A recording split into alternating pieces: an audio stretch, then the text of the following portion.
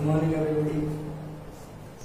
जैसे कि आपको पता है कि कल हमने लास्ट क्लास में प्रेजेंट कंटीन्यूअस टेंस के बारे में पढ़ा था। आज हम क्या करने जा रहे हैं, आज हम प्रेजेंट परफेक्ट टेंस के बारे में पढ़ेंगे। तो इसकी पहचान क्या होती है वो ऑलरेडी आपको फर्स्ट क्लास में बता दी गई थी, फिर भी मैं आपको एक बार बता रहा हूँ कि प्रेजेंट परफेक्ट टेंस का बेसिकली यूज कहाँ होता है। यदि हम नॉर्मली रिटन तरीके से इसको समझें तो हम यही बोल सकते हैं कि प्रेजेंट परफेक्ट जो टेंस है वहां हम उन कार्यों को इसमें बनाएंगे जो कार्य जस्ट प्रेजेंट में फिनिश हुए हैं, यानी किसी पास्ट में से जारी थे और अभी अभी जस्ट अभी फिनिश हुए हैं। तो यही एक अंतर है प्रेजेंट परफेक्ट में पास्ट इंडेफिनिट टेंस में। पास्ट इंडेफिनिट टेंस में जो वर्क है वो पास्ट में ही फिनिश हो चुका होता है, लेकिन प्रेजेंट परफेक्ट टेंस में जो वर्क है वो पास्ट में चल रहा होता है और अभी प्रेजेंट तक पहुंच चलता है और प्रेजेंट में फिनिश होता है।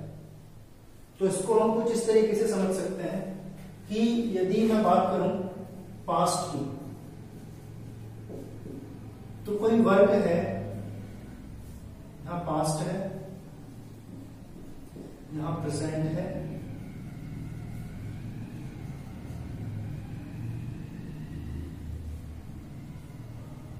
और यहां फ्यूचर है।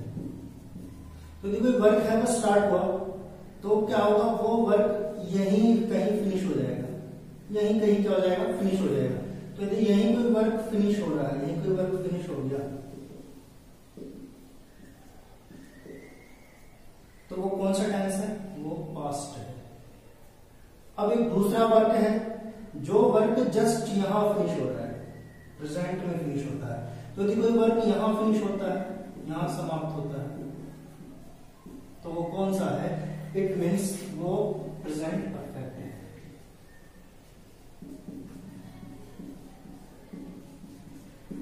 तो बस यही आपको ध्यान रखना है, इसकी बेसिक पहचान है। यदि कोई वर्क जो है वो यहां से चला, पास्ट से चला और प्रेजेंट तक नहीं पहुंचा, वो पास्ट में ही फिनिश हो गया तो पास्ट इंडेफिनिट।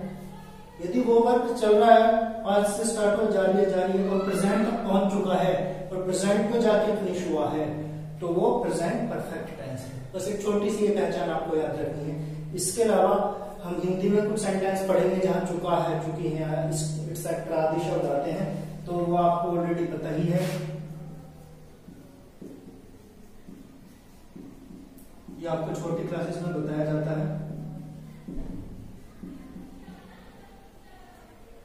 कुछ ऐसे आपको शब्द ना दिखाई देते, मेन वर्क।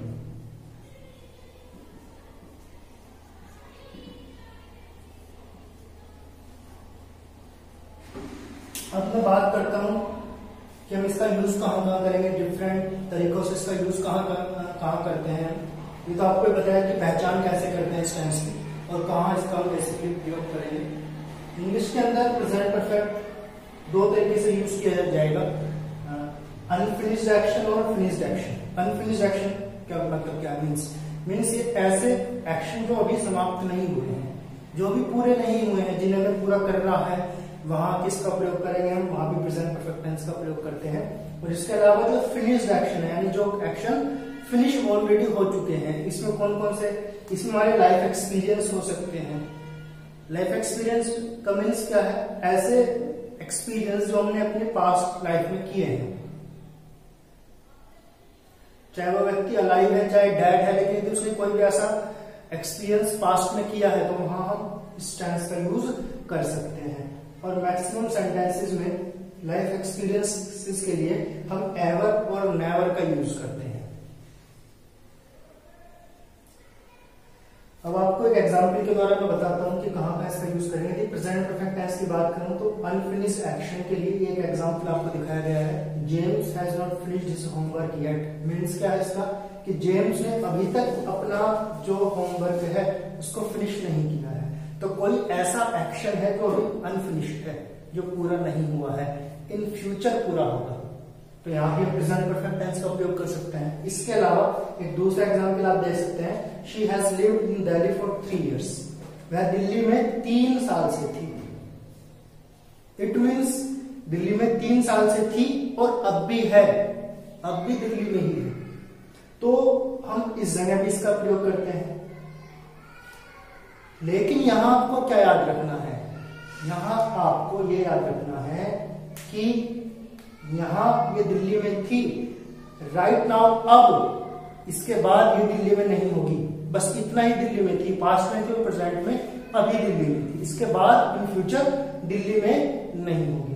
इसके अलावा आपको कुछ वर्ड दिखाई देंगे, जैसे आपको यहाँ एक वर्ड दिखाई देगा फॉर, तो यहाँ 2 प्रकार के वर्ड होते हैं, सिंस और फॉर, ये टाइम को शो करते हैं, तो हम इस टेंस का प्रयोग टाइम शो करने के लिए भी कर सकते हैं, लेकिन वो टाइम ये जरूरी नहीं है कि वो टाइम कोई स्पेसिफाइड टाइम हो, वो कोई निश्चित समय दिया हो हमें, हम बस ओनली सिंस और फॉर के लिए इसका प्रयोग कर सकते हैं। यदि कोई पॉइंट ऑफ टाइम है तो फॉर यूज करेंगे, और period of the point of time है तो सिंस यूज करेंगे, सॉरी, और पीरियड ऑफ टाइम है तो फॉर यूज करेंगे। अनफिनिश्ड एक्शन के लिए आपको बताया जा चुका ही है कि जो काम फिनिश हो चुके हैं, जैसे इसका एग्जांपल आप ले सकते हैं, आई हैव टोल्ड यू, मैं तुम्हें पढ़ा दिया है, मैं तुम्हें पढ़ा चुका हूं, तो इस प्रकार के कुछ वर्ड आपको दिखाई देंगे। लाइफ एक्सपीरियंसेस का आपको ध्यान रखना है कि यहाँ हम बीइंग का यूज करते हैं, इन सेंटेंसेस में बीइंग का यूज करते हैं, और ये नॉर्मली बोलने में बहुत यूज होता है। यदि मैं बोलूं मैं दिल्ली में था, मैं कुछ समय पहले वहां था, तो हम यहाँ मॉडर्न स्पीकिंग में हम इस टेंस का बहुत अधिक प्रयोग करते हैं कि हैज हैव के साथ क्या लगाएंगे, बीइंग का प्रयोग करेंगे। जैसे कोई बोलता है कि क्या तुम कभी दिल्ली गए थे, तो हम इसको इस तरीके से बोल सकते हैं, have you been ever in Delhi, ये भी हम बोल सकते हैं। तो ये प्रेजेंट परफेक्ट जो टेंस है उसका बेसिक क्या है, मॉडर्न इंग्लिश में हम अपने लाइफ एक्सपीरियंसेस को बताने के लिए इसका यूज करते हैं, यानी जो भी हमारे लाइफ के एक्सपीरियंस है, चाहे वो अनफिनिश्ड एक्सपीरियंसेस हो, चाहे वो फिनिश्ड एक्सपीरियंसेस हो। इसका एक एग्जांपल मैं आपको देके बता सकता हूँ। जैसे मैं बोल रहा हूँ मैंने अभी तक ताजमहल नहीं देखा है, तो मेरे लाइफ का एक एक्सपीरियंस है जो अनफिनिश्ड है। देखो ये बोलेगा कि मैंने ताजमहल देख लिया है, तो ये भी उसकी लाइफ का एक एक्सपीरियंस है, लेकिन ये एक्सपीरियंस फिनिश एक्सपीरियंस है, वो समाप्त हो चुका है। तो इस प्रकार से हम सेंटेंस यहाँ बनाते हैं कि आपको डिटेल में बताया गया थोड़ा कि हम किस किस तरीके से कहाँ इसका मॉडर्न लैंग्वेज में भी इसका यूज हम करते हैं। यदि आपके पॉइंट ऑफ व्यू से, एग्जाम के पॉइंट ऑफ व्यू से समझा जाए तो आपको बस इतना ही आप समझ सकते हैं कि हम जहां भी कोई काम पास्ट से स्टार्ट हुआ तो अभी प्रेजेंट में फिनिश हुआ है, वहां प्रेजेंट परफेक्ट टेंस होता है। सिंपल सी बात ये है, लेकिन हम डिटेल में इसको पढ़ना चाहते हैं तो इसके लिए आपको मैंने बताया कुछ पॉइंट्स, इसको आपको याद रखना है। तो आपको जैसा एग्जाम्पल मैंने बताया कि have you ever seen Taj Mahal, आपसे कोई क्वेश्चन पूछ रहा है have you ever seen Taj Mahal, तो क्या है ये एक प्रकार का हमारा लाइफ एक्सपीरियंस है। क्या है, एक लाइफ एक्सपीरियंसेस है कि क्या आपने कभी ताजमहल देखा है, तो उनका आंसर देंगे। हम इसका आंसर नेगेटिव में भी दे सकते हैं, पॉजिटिव में भी दे सकते हैं। यदि नेगेटिव हो जाएगा वो तो वो अनफिनिश एक्शन हो जाएगा, और पॉजिटिव होगा तो फिनिश एक्शन हो जाएगा। लेकिन ये सारे के सारे हैं क्या, सारे के सारे लाइफ एक्सपीरियंसेस हैं। तो बेसिक हम ये यूज बता सकते हैं आपको कि हम इसका यूज कहाँ कर सकते हैं। एक कॉमन पॉइंट ये है कि अधिकतर हम जगह इसका यूज लाइफ एक्सपीरियंसेस के लिए करते हैं। हमारे जो लाइफ के एक्सपीरियंसेस होते हैं वहां हम इस टेंस का प्रयोग करते हैं। हम आगे की तरफ चलेंगे, हमें देखेंगे कि इसमें कुछ और वर्ड आ सकते हैं, जैसे या है, ये है, ये है, इस टाइप के वर्ड आ सकते हैं। स्ट्रक्चर हम आगे की तरफ समझेंगे कि स्ट्रक्चर कैसे बनाएंगे। तो पहले अफर्मेटिव सेंटेंस का स्ट्रक्चर आपको देखना है।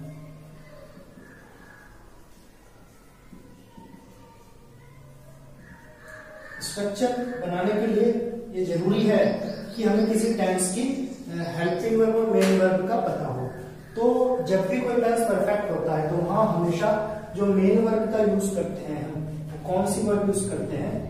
हम हमेशा वर्ब की थर्ड फॉर्म का यूज यहां करते हैं।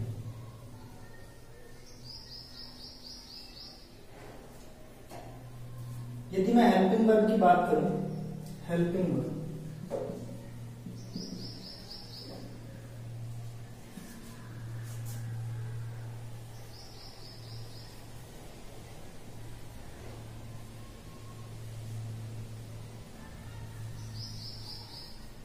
तो हेल्पिंग वर्ब के लिए क्या यूज करेंगे यहां?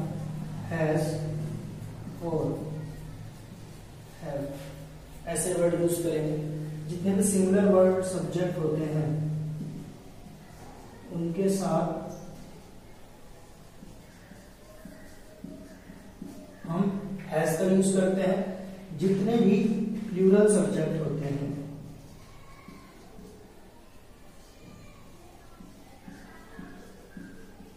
उनके साथ हम हैव का यूज करते हैं। इसके अलावा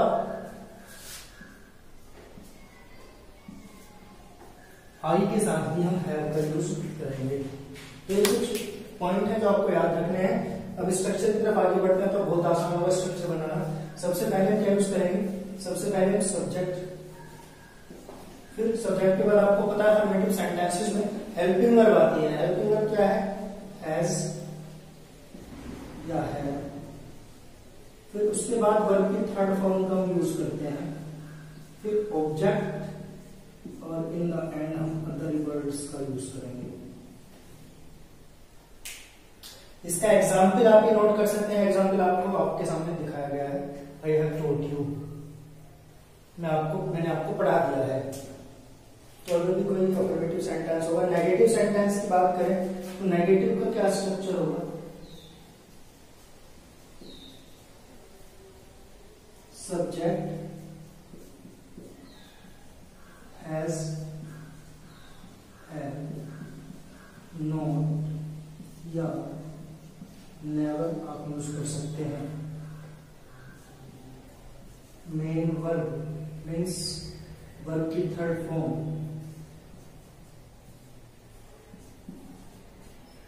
ऑब्जेक्ट, अदर। तो इस तरीके से आप नेगेटिव सेंटेंस बना सकते हैं। नेगेटिव का एग्जाम्पल ये आपको बताया गया है, James has not finished his homework. तो एग्जाम्पल आप वहां से नोट कर सकते हैं। ये आपका स्ट्रक्चर आपके सामने दिखाए गए हैं। अब हम आगे की तरफ चलेंगे, आप इसको इतने नोट कर सकते हैं।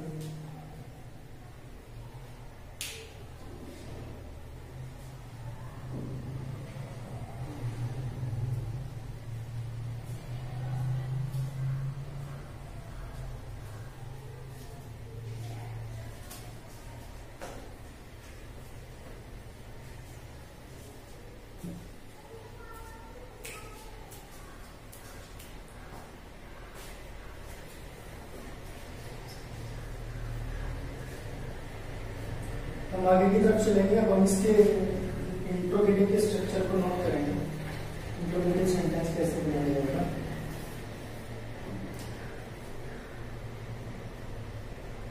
तो इंट्रोगेटिव टू टाइप्स की इंट्रोगेटिव होते हैं।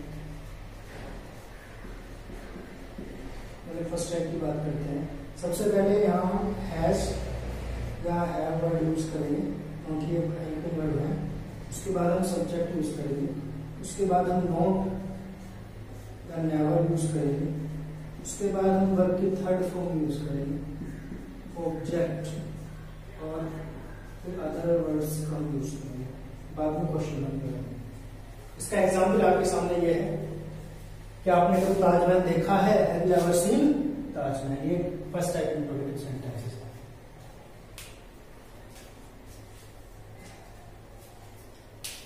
अब इसको नोट कीजिए।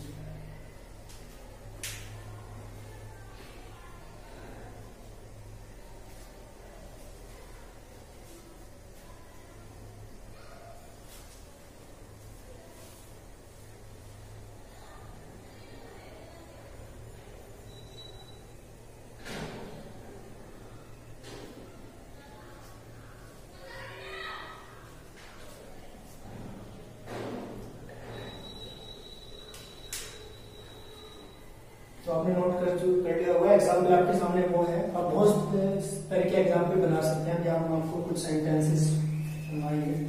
इंट्रोगेटिव सेकंड टाइप की तरफ चलते हैं, इसको कैसे बनाएंगे। तो आप आई होप आपको सभी स्ट्रक्चर तो ऑलरेडी आप बन चुके होंगे। वही तरीका होता है बनाने का जो हम सभी सेंटेंसेस के लिए यूज करते हैं।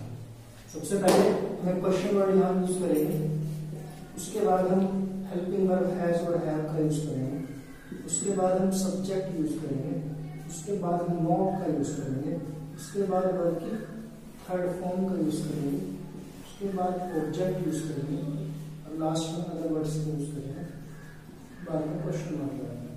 इसका एक एग्जाम्पल मैं आपको बता रहा हूं। एग्जाम्पल है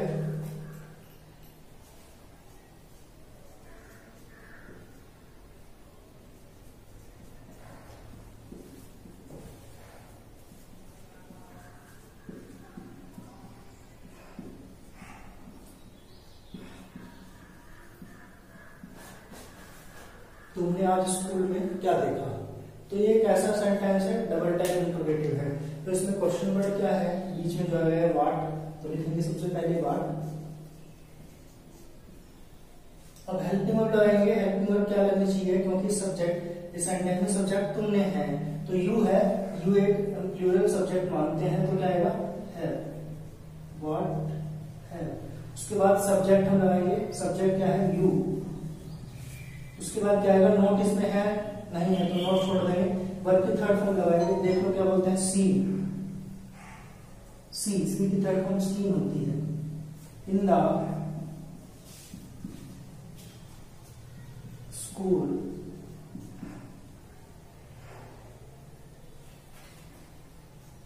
टुडे, बाद में इंट्रोगेटिव वर्ड हम लगा देंगे। तो इस तरीके से आज हमने प्रेजेंट परफेक्ट टेंस को पढ़ा और आपको इसके बारे में एक चीज डिटेल में समझाई गई है। तो इसके अलावा आपको एक्सरसाइज दी जाएगी, तो आप एक्सरसाइज देखकर बना सकते हैं। स्ट्रक्चर आपको नोट करा दिए गए हैं। इसके अलावा आपको कुछ और एग्जाम्पल देकर आपको समझाना चाहता हूं। जैसे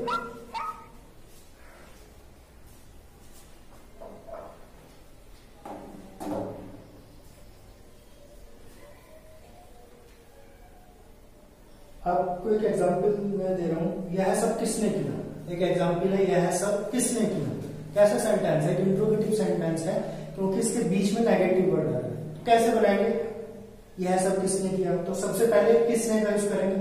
किसने के लिए क्या यूज करेंगे, हु का मतलब कोई हम ये पूछना चाह रहे हैं कि किसने किया, तो वो एक क्वेश्चन वर्ड यहाँ हु है। तो who has done this all. अब हु जब भी वर्ड यूज हम इंट्रोगेटिव वर्ड यूज करते हैं तो वहां हम उसके साथ हमेशा हेल्पिंग वर्ब जो होती है वो हैज या हैव का यूज करते हैं। तो इस तरीके से आप जो है बोल कर सभी सेंटेंसेस बना सकते हैं। इसके लिए आपको लिखने की जरूरत नहीं होगी। तुम्हें किसने बुलाया है, एक एग्जाम्पल है, तो क्या बोलेंगे, फिर वही है हु हैज कॉल्ड यू। आपको पहले भी मैंने बताया था कि जब हमारे पास इंट्रोगेटिव वर्ड हु होता है तो उस सेंटेंस में सब्जेक्ट मिसिंग होता है। तो सब्जेक्ट की जगह वहां हम आगे की तरफ चलते हैं और सब्जेक्ट की जगह छोड़ने के बाद हम क्या यूज करते हैं, डायरेक्ट वर्ब की थर्ड फॉर्म आते हैं। तो सबसे पहले हु आया, उसके बाद हमने हेल्प में लगाई हैज, उसके बाद सब्जेक्ट नहीं था, मेन वर्ब लगाई कॉल्ड यू। यू यहाँ ऑब्जेक्ट है, हु हैज कॉल्ड यू। तो आई होप आपको आज अच्छे से समझ आया होगा। इसके आगे की क्लास में कल कंटिन्यू करेंगे। आज के लिए बस इतना ही। धन्यवाद।